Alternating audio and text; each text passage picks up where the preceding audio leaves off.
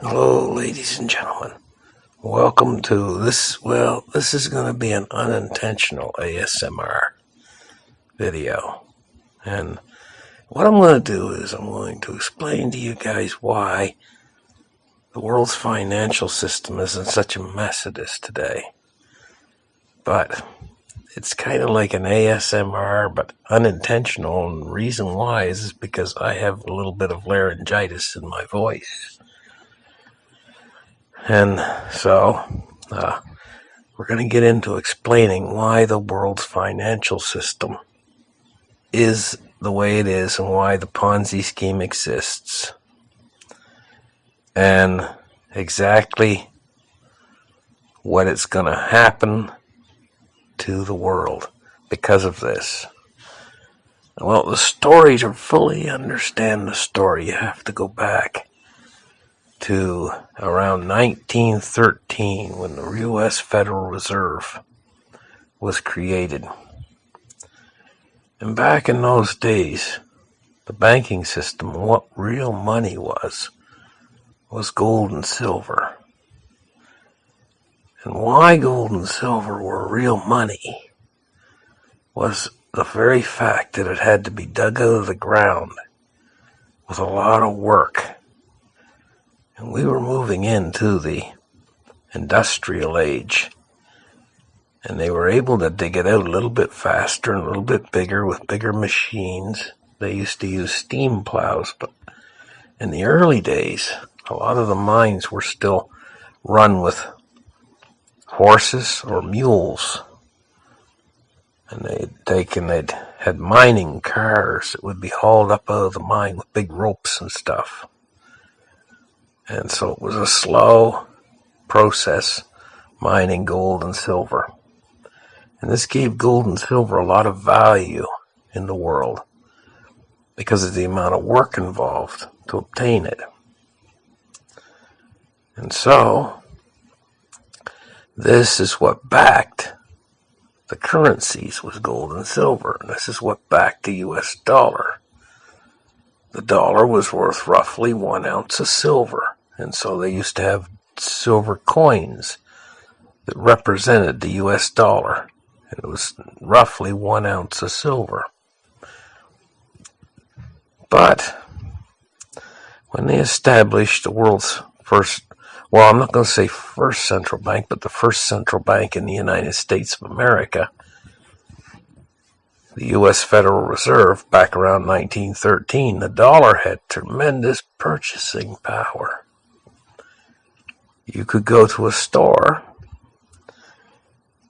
and you could buy a big bag of flour and maybe a dress, maybe some candies, a whole big bag of goods for just $1.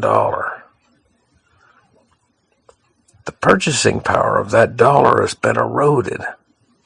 So nowadays you can't buy hardly anything for $1.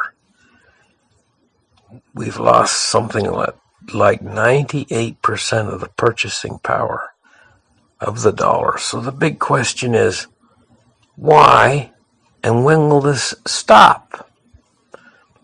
Well, it goes back to the Federal Reserve itself and their ability to create money. So things proceeded this way for many years. And from 1914 roughly until 1971, things proceeded this way, with the Federal Reserve creating money by creating debt. And how they do that is they print a bond, and the bond goes through a process that actually transforms itself into dollars. And they can create as many dollars as they want through this process, but there's nothing really backing these dollars, except they did qualify this up until 1971 by making it so that you could exchange your dollars for gold. So 1971, Nixon broke that bond between gold and the US dollar. And it was called the Nixon Shock, because he actually shocked the world. And by doing that, what he actually did was he not only unpegged the US dollar from gold, but he unpegged all of the other currencies of the West that derive their power and derive their purchasing power from the dollar, because they're pegged to the US dollar, not in a hard peg, but in a soft peg. All of the currencies, they derive their value from the US dollar. So when Nixon broke the dollar from the gold, and he said it was only going to be a temporary measure, he actually forever broke the peg between the dollar and gold. And this started a process by which they could create unlimited amount of dollars by expanding the monetary supply through debt creation. Now, the problem with creating debt is all debts have to be paid back eventually. And so as they expanded the monetary supply to keep up with ever-expanding inflation,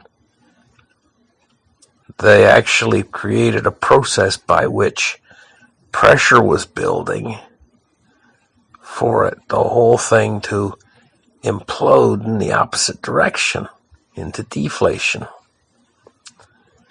And as long as that pressure exists, they have to keep expanding the monetary supply. It's a never-ending process that yields more and more fiat monetary units into the system through debt creation. So we have all of the fiat currencies in a setup by the world's central banks, who kept having to keep expanding the monetary supply, never allowing a contraction.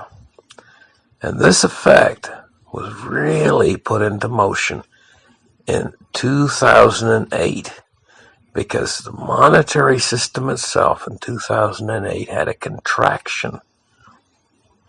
And in order to relieve the pressure from that contraction, they had to create much more debt than they had ever created before, or expand the monetary base starting in 2008. And this is what they've done. And what they've done is they've left us in a position where the monetary units have been expanded so far that if they ever contract now at this point, the whole system will self-destruct. And so in order to keep the system from self-destructing, they have to keep expanding ever further. But now we've hit an era where the system is starting to inflate. And the central banks now have made it their policy to stop this inflation. But this creates a huge problem, because in order to stop the inflation, they're going to create another contraction like we had in 2008. And why this is a problem is because if they go back to expanding the monetary supply after another contraction, they're going to really set a huge monster free. And that monster is called hyperinflation. So this is where we're at right now. We're at the period where the Federal Reserve is frightened of inflation. And so they are going to do something called monetary policy, which is quantitative tightening, which means they're going to start removing money from the system, as well as raising interest rates, which is very likely to put us into a recession / contraction like we had in 2008. And then when the contraction comes, in order to keep the system from imploding upon itself, they're going to switch policy again. Because which is the most frightening? Some inflation or having the system completely implode and destroy everything? Well, it's obvious which is the most frightening, but they haven't realized that yet. They have to learn by being scared first in order to be scared straight and start to return to normalizing monetary policy by expanding the monetary supply instead of contracting it. And so that's where we are right now, ladies and gentlemen. We're getting ready for a contraction. And then on the other side of the contraction, an expansion, leading into a hyperinflation.